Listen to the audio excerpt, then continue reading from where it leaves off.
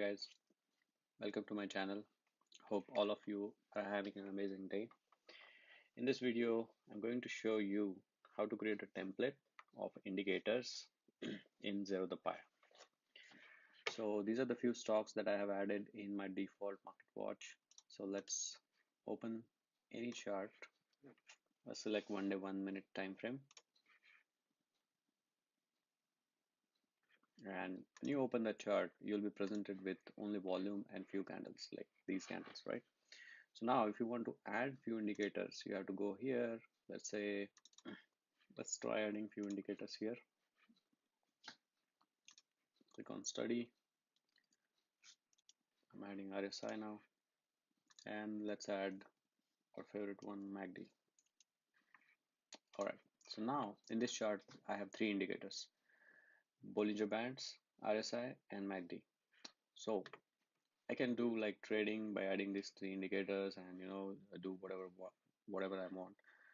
Now, if I go to my default watch list and I open my Infosys chart, same interval. Now, my Infosys chart is not showing those indicators that I have just added on my TCS charts.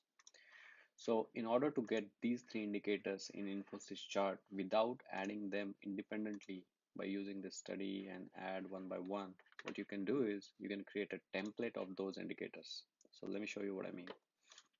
Right click on this chart, save chart as template, and let's give a name RSI, Bollinger Bands, and MACD indicator, right? Let's save it. Let's go to our Infosys chart where we want to apply that template and right click, apply template. Now you just have to select the template that you have just created, hit open, and boom, you have Bollinger Bands, RSI, and MACD on your next chart, which is Infosys chart, and you don't have to like add one by one. So with this, basically you will save a lot of time. You don't have to add these indicators one by one on other stock or other chart. So that's all.